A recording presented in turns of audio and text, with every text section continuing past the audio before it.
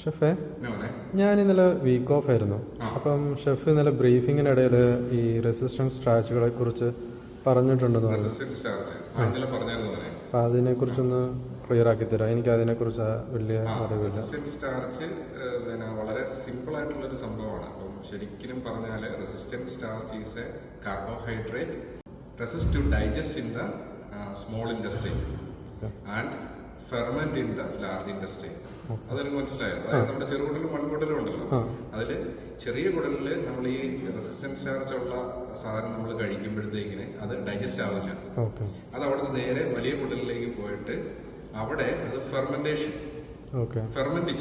ഈ ഫെർമെന്റ് ചെയ്ത് കഴിയുമ്പോഴത്തേക്കിന് അവിടെ സംഭവിക്കുന്ന കാര്യം എന്ന് പറഞ്ഞു കഴിഞ്ഞാൽ നമ്മുടെ ഗട്ടിനകത്ത് അടങ്ങിയിട്ടുള്ള നല്ല ബാക്ടീരിയകൾ ഇത് ഇൻക്രീസ് ചെയ്യുമ്പോഴത്തേക്കും നമുക്ക് മൊത്തത്തിൽ നമുക്കറിയാം നമ്മുടെ ഓവറോൾ ബോഡിയുടെ പ്രവർത്തനത്തിനും നമ്മുടെ സ്റ്റൊമക്കിന്റെ ഹെൽത്തിനും അതുപോലെ തന്നെ ബൗൾ മൂവ്മെന്റിനും അതുപോലെ തന്നെ നമ്മുടെ എന്താ പറയുക ഈ കുടലിന്റെ ആരോഗ്യത്തിനും എല്ലാം ഇത് വളരെ സഹായകരമാണ്. അപ്പോഴത്തേക്കിന് 4 ടൈപ്പ് ആയിട്ടാണ് പ്രധാനമായിട്ട് തരംതിരിച്ചിരിക്കുന്നത്.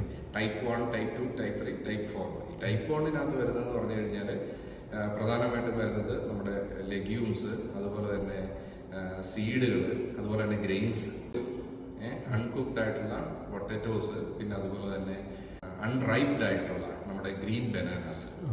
ഇതാണ് ടൈപ്പ് 2 വരുന്നത്.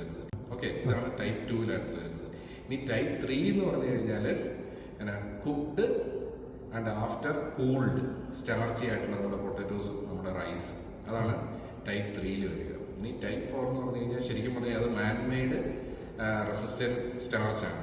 അത് നമ്മൾ എന്താ പറയുക മനുഷ്യൻ ക്രിയേറ്റ് ചെയ്ത് ഒരു എന്താ പറയുക കെമിക്കൽ പ്രോസസ്സിലൂടെ ചെയ്തെടുക്കുന്നതാണ്. ഇപ്പൊ നമ്മുടെ എക്സാമ്പിൾസ് ആയിട്ട് പറഞ്ഞു കഴിഞ്ഞാൽ നമ്മുടെ ഹോൾ ഗ്രെയിൻ ബ്രെഡുകളൊക്കെ നിങ്ങൾ ഉണ്ടാക്കുന്നില്ലേ, അതെല്ലാം ആ ഒരു കാറ്റഗറിയിലാണ് വരുന്നത്. അപ്പം ഈ റെസിസ്റ്റൻസ് സ്റ്റാർച്ചിൽ പ്രധാനമായിട്ടും നമുക്ക് വരുന്ന ആഹാരങ്ങളുടെ പേര് കൂടെ ഞാൻ പറയും. അപ്പം ഇത് ഞാനിപ്പോൾ ഓൾറെഡി പറഞ്ഞു, റോ ആയിട്ടുള്ള എന്താ പറയുക നമ്മുടെ പൊട്ടറ്റോസിലുണ്ടെന്ന് പറഞ്ഞു, അൺറൈപ്ഡ് ആയിട്ടുള്ള ഗ്രീൻ ബനാനാസിലുണ്ട്, പ്ലാന്റെയിൻസിലുണ്ട്, പിന്നെ നമ്മുടെ ഈ ഗ്രെയിൻസിലുണ്ട്, സീഡ്സിലുണ്ട്, പിന്നെ അതുപോലെ തന്നെ എന്താ പറയുക പിന്നെ ഈ സ്റ്റാർച്ചി ഫുഡായിട്ടുള്ള റൈസും പൊട്ടറ്റോസും ഒക്കെ ബോയിൽ ചെയ്തിട്ട് കൂൾ ചെയ്ത് അങ്ങനെ നമുക്കിത് ഉപയോഗിക്കാനായിട്ട് പറ്റും. ഈ ബ്രെഡുകളും മറ്റും ഉണ്ടാക്കുമ്പോഴത്തേക്കിന് ഗ്ലൂട്ടൻ ഫ്രീ ആയിട്ടുള്ള അത് വെച്ച് ഉണ്ടാക്കുകയാണെങ്കിൽ അത് റെസിസ്റ്റൻസ് സ്റ്റാർച്ച് ആയിട്ട് നമുക്ക് കൺസിഡർ ചെയ്യാവുന്നതാണ്. അപ്പൊ ഇങ്ങനെയുള്ള സാധനങ്ങൾ വെച്ചിട്ടുള്ള ആഹാരങ്ങൾ കഴിച്ചു കഴിഞ്ഞാൽ ഈ റെസിസ്റ്റൻസ് സ്റ്റാർച്ചിന്റെ ഉപയോഗങ്ങൾ നമുക്ക് ലഭിക്കും. അപ്പൊ നിനക്ക് റെസിസ്റ്റൻസ് സ്റ്റാർച്ച് എന്ന് പറയാൻ മനസ്സിലായില്ല?